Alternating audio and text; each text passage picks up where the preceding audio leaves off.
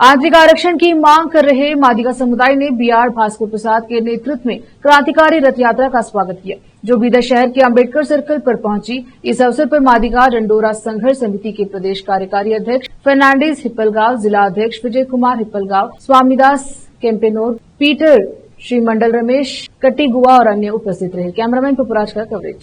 ಭಾಸ್ಕರ್ ಪ್ರಸಾದ್ ಅಂತ ಈ ಕ್ರಾಂತಿಕಾರಿ ಒಳ ಮೀಸಲಾತಿಗಾಗಿ ನಡೀತಾ ಕ್ರಾಂತಿಕಾರಿ ರಥಯಾತ್ರೆಯ ರೂವಾರಿಗಳಲ್ಲಿ ನಾನು ಕೂಡ ಒಬ್ಬ.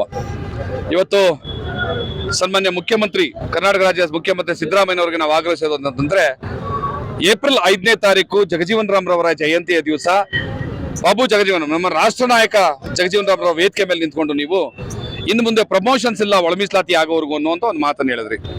ಆದ್ರೆ ಇಲ್ಲಿವರೆಗೂ ನಿರಂತರವಾಗಿ ಪ್ರಮೋಷನ್ಗಳು ಸಾವಿರಾರು ಸಂಖ್ಯೆಯಲ್ಲಿ ಆಗ್ತಾ ಇದಾವೆ. ಹಾಗಿದ್ರೆ ಇದಕ್ಕೆ ನಿಮ್ಮ ಮಾತಿಗೆ ಬೆಲೆ ಇಲ್ವಾ ಅನ್ನುವಂಥದ್ದು ಪ್ರಶ್ನೆ. ಎರಡನೇದಾಗಿ ನಾನು ನೇರವಾಗಿ ನಿಮ್ಮ ಮಾಧ್ಯಮಗಳ ಮೂಲಕ ಮುಖ್ಯಮಂತ್ರಿಗಳಿಗೆ ಆಗ್ರಹಿಸೋದೇನು ಅಂತಂದ್ರೆ, ಆಗ್ರಹಿಸೋದು ಅನ್ನೋದಕ್ಕಿಂತ ಹೆಚ್ಚಾಗಿ ಸಮುದಾಯದ ಪರವಾಗಿ ಆದೇಶವನ್ನೇ ಮಾಡ್ತೀನಿ ನಾನು. ಯಾಕೆ ಅಂತಂದ್ರೆ ಸಮುದಾಯ ದೊಡ್ಡದು. ರಾಷ್ಟ್ರ ನಾಯಕ ಬಾಬು ಜಗಜೀವನ್ ರಾಮ್ ರವರನ್ನ ನೀವು ಅವಮಾನಿಸಿದ್ದೀರಿ, ನೀವು ಕ್ಷಮೆ ಕೇಳಬೇಕು, ಬಹಿರಂಗವಾದ ಕ್ಷಮೆ ಕೇಳಬೇಕು. ಬಾಬು ಜಗಜೀವನ್ ರಾಮನ ಬರ್ತಡೇ ದಿವಸ, ಅವರ ಜನ್ಮದಿನಾಚರಣೆ ದಿವಸ ನಿಂತ್ಕೊಂಡು ನೀವು ಪ್ರಮೋಷನ್ಸ್ ಇಲ್ಲ ಅಂತ ಹೇಳಿ ಈಗ ಪ್ರಮೋಷನ್ ಮಾಡ್ತಾ ಇದ್ದೀರಾ ಅಂದ್ರೆ ಜಗಜೀವನ್ ರಾಮ್ ರವರ ವ್ಯಕ್ತಿತ್ವಕ್ಕೆ ನೀವು ಅಗೌರವವನ್ನು ತೋರಿಸಿದಾಗೆ. ಹಾಗಾಗಿ ಬಹಿರಂಗವಾದಂತಹ ಕ್ಷಮೆಯನ್ನ ಕೇಳಿ ನೀವು ರಾಜೀನಾಮೆ ಕೊಡಬೇಕು ಅನ್ನೋ ಒತ್ತಾಯವನ್ನ ನಾನು ನನ್ನ ಸಮಸ್ತ ಮಾದಿಗ ಸಮುದಾಯದ ಪರವಾಗಿ ಸರ್ಕಾರವನ್ನು ಒತ್ತಾಯಿಸ್ತಾ ಇದ್ದೇನೆ. ಯಾಕೆಂತಂದ್ರೆ ಈ ಕಳೆದ 4 ತಿಂಗಳ ಅವಧಿನಲ್ಲಿ ಏನು ಒಳ ಮೀಸಲಾತಿ ಜಾರಿ ಆಗ್ಬೇಕು ಅನ್ನೋ ಸುಪ್ರೀಂ ಕೋರ್ಟ್ ಆದೇಶದ ನಂತರ ಸಮಿತಿಯನ್ನು ರಚನೆ ಮಾಡಿಕೊಂಡು ನಾಟಕಗಳನ್ನ ಮಾಡ್ತಾ ಇದ್ದೀರಿ. ದತ್ತಾಂಶವನ್ನ ತೆಗಿತೀವಿ ಅಂತ ಹೊರಟಿದ್ದೀರಿ. ದತ್ತಾಂಶ ಅನ್ನುವಂತಹ ಪದದ ಅರ್ಥ ಗೊತ್ತೇ ಇಲ್ದಿರುವಂತಹ ಒಬ್ಬ ವ್ಯಕ್ತಿ ಈ ರಾಜ್ಯದ ಮುಖ್ಯಮಂತ್ರಿ ಅಂತ ಹೇಳ್ಕೊಳ್ಳಕ್ಕೆ ನಾಚಿಕೆ ಆಗ್ತದೆ ನನಗೆ. ಯಾಕಂದ್ರೆ ದತ್ತಾಂಶ ಅಂದ್ರೆ ತಲೆ ಎಣಿಕೆ ಅಲ್ಲ, ಅದು ಸರ್ವೆಗೂ ದತ್ತಾಂಶಕ್ಕೆ ವ್ಯತ್ಯಾಸ ತಿಳ್ಕೋಬೇಕು ಒಬ್ಬ ಮುಖ್ಯಮಂತ್ರಿ. ದತ್ತಾಂಶ ಅಂತಂದ್ರೆ ಪ್ರಾಯೋಗಿಕವಾದಂತಹ ಅಂಕಿಅಂಶ ಅಂತ. ಈ ಪ್ರಾಯೋಗಿಕವಾದಂತಹ ಅಂಕಿಅಂಶ ಎಲ್ಲಿ ಸಿಗುತ್ತೆ ನಿಮಗೆ? ನಮ್ಮ ಹತ್ರ ಇರುವಂತಹ ಅಂಕಿಅಂಶಗಳನ್ನ ಆಧರಿಸಿ ಒಂದು ದತ್ತಾಂಶವನ್ನ ತೆಗೆಯುವಂಥದ್ದು. ಯಾವ್ಯಾವ್ದು ಅಂಕಿಅಂಶಗಳು ಅಂದ್ರೆ, ನಮ್ಮ ಹತ್ರ ಹಾವನೂರು ವರದಿ ಇದೆ, ಸದಾಶಿವ ಆಯೋಗದ ವರದಿ ಇದೆ, ಕಾಂತರಾಜ್ ಆಯೋಗದ ವರದಿ ಇದೆ, ಮಾಧುಸ್ವಾಮಿ ಆಯೋಗದ ವರದಿ ಇದೆ. ಉಳಿದಂತೆ ಮತ್ತೆ KPSC ನಲ್ಲಿ ಉದ್ಯೋಗಗಳ ಮಾಹಿತಿ ಸಿಗುತ್ತೆ, ಜಾತಿವಾರ ಉದ್ಯೋಗಗಳ ಮಾಹಿತಿ ಸಿಗುತ್ತೆ. ಇದೆಲ್ಲವನ್ನೂ ಕಲೆ ಹಾಕಿ ಒಂದು ಅವರೇಜ್ ಪರ್ಸೆಂಟೇಜ್ ಯಾವ್ಯಾವ ಜಾತಿಗೆ ಎಷ್ಟೆಷ್ಟು ಲಭ್ಯ ಆಗಿದೆ, ಸಾಮಾಜಿಕ ಪರಿಸ್ಥಿತಿಯನ್ನು, ಶೈಕ್ಷಣಿಕ ಪರಿಸ್ಥಿತಿಯನ್ನು ಮತ್ತು ರಾಜಕೀಯವಾಗಿ ಅವರು ಏನು ಯಾವ ಪರಿಸ್ಥಿತಿ ಇದ್ದಾರೆ, ಇವೆಲ್ಲವನ್ನು ಕ್ರೋಢೀಕರಿಸಿ ತೆಗೆದಾಗ ನಿಮಗೆ ದತ್ತಾಂಶ ಲಭ್ಯ ಆಗುತ್ತೆ. ಇದನ್ನ ಮಾಡೋದಕ್ಕೆ 2 ದಿವಸ ಸಾಕು. ನನ್ನಂತವನಿಗೆ ನಾನು ಮಾಡಬಲ್ಲೆ, ಅಭಿಮಾನದಿಂದ ಹೇಳ್ತೀನಿ. ಕರ್ನಾಟಕದ ಖಂಡಿತವಾಗ್ಲೂ 2 ದಿವಸ ಸಾಕು ಇಷ್ಟನ್ನು ಮಾಡೋದಕ್ಕೆ. ಯಾಕೆಂದ್ರೆ 4 ಆಯೋಗಗಳ ಅಂಕಿಅಂಶಗಳನ್ನ ಕೂತ್ಕೊಂಡು ಒಂದು ದತ್ತಾಂಶ ತೆಗೆದು ಇವತ್ತಿನ AI ಟೆಕ್ನಾಲಜಿನಲ್ಲಿ, ಡಿಜಿಟಲ್ ಯುಗದಲ್ಲಿ 2 ದಿವಸ ಸಾಕು. KPSCಗೆ ಬೆಳಗ್ಗೆ ಆರ್ಡರ್ ಮಾಡಿ ಸಂಜೆ ಅಷ್ಟೊತ್ತಿಗೆ ನಿಮ್ಮ ಇಲಾಖಾವಾರು ಜಾತಿಯ ಅಂಶಗಳನ್ನ ತೆಗಿಬೇಕು ಅಂತಂದ್ರೆ ನಿಮ್ಮ ಜಾತಿಯ ಮೂಲ ಜಾತಿ ಸಮೇತ ಇವಾಗೊಂದಲ್ಲಿ ಅಪ್ಲೋಡ್ ಮಾಡಿ. ಯಾಕಂದ್ರೆ ಆಫೀಸ್ಗೆ ಹೋಗ್ಬೇಕಾದ್ರೆ ಹೆಬ್ಬೆಟ್ ಕೊಟ್ಟಿರ್ತಾರೆ. ಅದೇ ರೀತಿ ಜಾತಿದೊಂದು ಕಾಲಮ್ ಇವ್ರು ಕೊಟ್ರೆ ಬೆಳಗ್ಗೆಯಿಂದ ಸಾಯಂಕಾಲ ಇಡೀ ಡಿಪಾರ್ಟ್ಮೆಂಟ್ ಮುಚ್ಚಾಕ್ಬಿಡ್ಬೋದು. ಅಷ್ಟು ದೊಡ್ಡ ವಿಷಯ ಏನಲ್ಲ ಅದೆಲ್ಲ ತೆಗೆಯುವಂಥದ್ದು. ಈಗ ಫಾರ್ ಎಕ್ಸಾಂಪಲ್ ನಿಮ್ಗೆ ಅರ್ಥ ಮಾಡಿಸ್ತೀನಿ. ಸಂಸತ್ನಲ್ಲಿ ಅಥವಾ ಆ ವಿಧಾನಸಭೆಗಳಲ್ಲಿ ಕೂತ್ಕೊಂಡು ಯಾವುದೋ ಒಬ್ಬ ಶಾಸಕ, ಯಾರೋ ಒಬ್ಬ ಮಂತ್ರಿ ಯಾವುದೋ ಇಲಾಖೆಗೆ ಸಂಬಂಧಪಟ್ಟಂತ ಎಷ್ಟೋ ವರ್ಷದ ಹಿಂದಿನ ಮಾಹಿತಿನೇ ಕೇಳ್ತಾರೆ.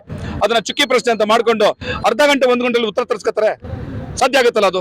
ಎಷ್ಟು 1000 ಎಕರೆ ಕಬಳಿಕೆ ಆಗಿದೆ, ಎಷ್ಟು ಅರಣ್ಯ ನಾಶ ಆಗಿದೆ, ಎಷ್ಟು ಪ್ರಾಣಿಗಳಿದಾವೆ, ಎಷ್ಟು ಹುಲಿ ಇದೆ, ಎಷ್ಟು ಜಿಂಕೆ ಇದೆ ಅಂತ ಅರ್ಧ ಗಂಟೆಲಿ ತರಿಸ್ಕೊತೀವಿ ನಾವು. ನಾವ್ಯಾರು ಕೂಡ ಅನ್ಯತೆ ಭಾವಿಸಬಾರ್ದು.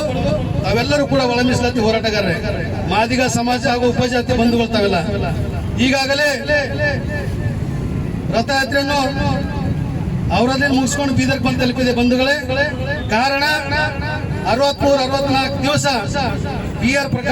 BR ಭಾಸ್ಕರ್ ಪ್ರಸಾದ್ ಅವರು ಹೋರಾಟ ಎದುರು ಮಾಡ್ತಾರೆ ಅನ್ನೋ ತಮ್ಮೆಲ್ಲರಿಗೂ ಗೊತ್ತಿದೆ. ಅವ್ರ ಮನೆಗೋಸ್ಕರ ಮಾಡ್ತಲ್ಲ, ಹೆಂಡ್ರ ಮಕ್ಕಳಿಗೋಸ್ಕರ ಮಾಡ್ತಲ್ಲ, ಅಥವಾ ರಾಜಕೀಯ ಲಾಭಗೋಸ್ಕರ ಮಾಡ್ತಲ್ಲ. ಈ ಕರ್ನಾಟಕ ರಾಜ್ಯದಲ್ಲಿರ್ತಕ್ಕಂಥ ಭಂಡ ಸರ್ಕಾರ, ಸಿದ್ದರಾಮಯ್ಯ ಸರ್ಕಾರ ಒಳ ಮೀಸಲಾತಿ ಮಾಡೋದ್ರಲ್ಲಿ ಮೀನಮೇಷ ಮಾಡೋದು, ಹೇಳೋದೊಂದು ನಡೆಯೋದೊಂದು ತಮ್ಗೆಲ್ಲ ಗೊತ್ತಿದೆ. ಮೊನ್ನೆ ನೋಡಿದ್ರೆ ನೀವೆಲ್ಲ ಡಾಕ್ಟರ್ ಬಾಬು ಜಗಜೀವನ್ ರಾಮ್ ಜಯಂತಿಗೆ ಬಂದಾಗ ಸರ್ಕಾರದ ಮುಖ್ಯಮಂತ್ರಿ ಹೇಳ್ತಾರ, ನಾನು ಯಾವುದೇ ಕಾರಣಕ್ಕ ಮುಂಬಡ್ತಿ ಮಾಡೋದಿಲ್ಲ, ಎಲ್ಲ ಸ್ಟಾಪ್ ಮಾಡಿ ಅಂತ ಹೇಳ್ತಾರ. ನಾಚಿಕೆ ಆಗ್ಬೇಕು ಸಿದ್ದರಾಮಯ್ಯ ಅವರೇ. ನಿಮ್ಗ 9ನೇ ತಾರೀಕಿಗೆ 147 ಜನರಿಗೆ ಮುಂಬಡ್ತಿ ಕೊಡ್ತಂತ ಈ ಸರ್ಕಾರ.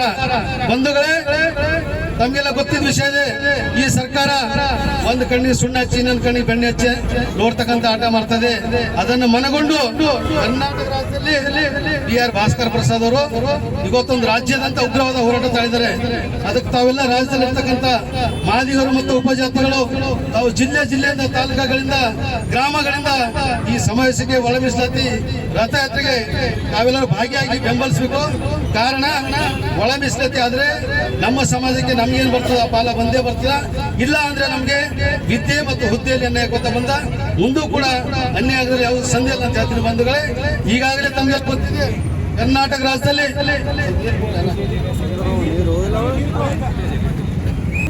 ಸುಮಾರು 30 ವರ್ಷಗಳ ಹಿಂದೆ ದಕ್ಷಿಣ ಭಾರತದಲ್ಲಿ ಅಂದೇ ಮಂದಾಕೃಷ್ಣ ಮಾದಿಗವರು ಅವತ್ತಿನ ಕಾಲಘಟ್ಟದಲ್ಲಿ ವಿಚಾರ ಮಾಡಿದರು ಒಳ ಮೀಸಲಾತಿ ಜಾರಿ ಆಗಬೇಕಂತೇಳಿ.